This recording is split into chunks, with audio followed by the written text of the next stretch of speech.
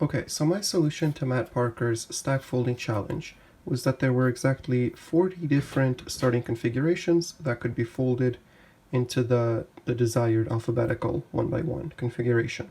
And these are the 40 here. And in a minute, I'll go through each of them and show exactly how they can be folded into the final configuration.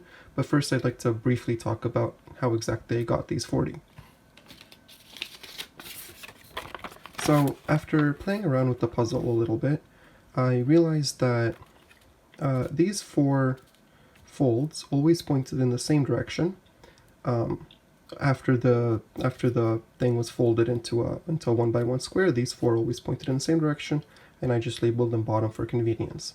Same thing with these 4, they always pointed in the same direction, which was perpendicular to the direction that bottom pointed in, and I just called that right, and these 2 pointed in the same direction, just opposite right. So, for example, if we do an easy fold like this, and we can see that all the bottoms, 1, 2, 3, 4, point in the same direction, down towards me. All the rights as well. So we have 1 right, 2 right, 3 right, and 4 right. Let's see here. 4 right. They end up pointing in the same direction as well, over here, perpendicular to bottom, and same thing with left. We have 1 left here and 1 left here, and they point over that direction. So that's great. So after this, I wrote a little bit of code to take advantage of this. And basically my idea was to completely skip the whole folding process, because that was really complicated and there were a lot of different kind of wacky folds you could do. So what I did was I started off with just the stack, the final stack that wasn't connected. So so we know A has to be on top, and then B has to be below it, and then C, and then D, right? And then E, and so on and so forth. So the idea was that these would be unconnected originally. They would just be sort of lying on top of each other, and we would use this ID sort of system that I came up with. So the top left corner, which always has to be A, would be ID 1, and then below that ID 2, and 3, 4, 5, 6, 7, 8. So I gave A ID 1 originally, and then it was time to set ID 2. So, you know, A is taken, so we go down to the next one, and B is the next free available one. So we set ID 2 to be face B. And because we know that 2 is always going to be below 1, they're going to be connected by this bottom edge. So here we know that A and B, in this specific case, are going to be connected by a bottom edge. No problems there, so let's go set ID 3. Well, A and B are already taken, so we'll go straight down to C and set C to have ID 3. Well, 1 and 3 are connected by a right edge, so we'll say that A and C are going to be connected by a right edge, sort of where my fingers are. Still no problems. Now let's try to set ID 4. Well, A, B, and C already have IDs, so we go down to the next free one, which is D, and we set D to have ID 4. Well, we know here that 4 and 2 are connected by a right edge, and these two have to point in the same direction, so this right edge also has to be where my fingers are. But we see that this is impossible because A and C are connected by a right edge, while D, B, and D can't also be connected by a right edge because they would cross. And when you're just folding stuff, that's impossible. So we know that we can't have A, B, C, D as a starting configuration, and you won't see that anywhere in these 40. Okay, so we unset D from being ID 4, and then we set ID 4 to be E. And we try again. And we basically keep doing this until we get to 8. And when we set ID 8, and there are no issues with any of the folds crossing, we know that that's a valid configuration. So we can, we can output it, and we basically just output, the IDs. We find ID 1, whichever one of these is ID 1, that'll be A, and then whichever one of these is ID 2, we put that there. And when the code is finished, we get all the theoretical possible starting grids that could be folded into the 1 by 1 square. So these are the 40 that the code found, and I treated these as a theoretical upper bound because I was convinced that my code was fine and I didn't miss any possible cases. So everything that was possible wasn't here, but I wasn't convinced that everything in here was possible for two reasons. First of all, you could get folds that, happened maybe like this. No, that's a bad example. That happened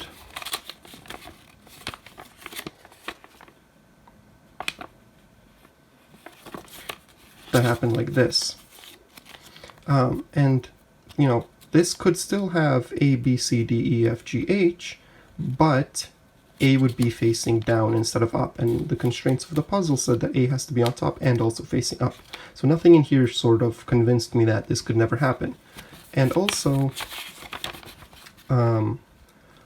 just because the folds were, theoretically possible, like none of the folds intersected, I wasn't convinced that they could actually be done on paper, right? Like even if you had elastic paper or whatever, maybe it's some other reason would make it so that even though the folds didn't technically intersect, it was still impossible to fold up the thing in that configuration. So basically I just decided to quickly go through every single one and see if I could fold them myself. And I was able to, which sort of showed me that all of these were in fact possible, and I convinced myself that 40 was the correct number of possible configurations. So let's go and quickly fold up all of these, and I'll show you exactly how they can all be folded into the right configuration.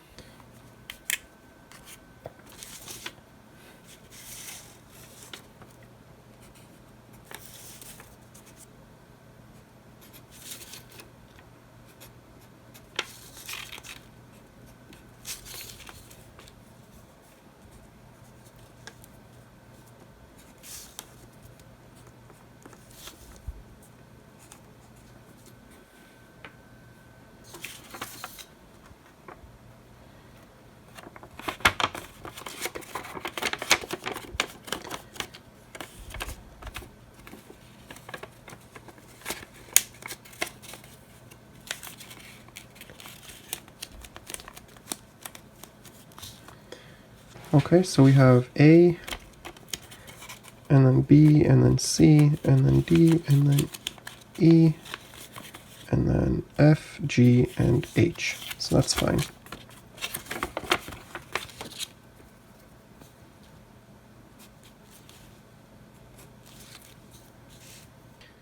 I'm going to use the same sheet of paper for multiple configurations, just to save a bit of paper.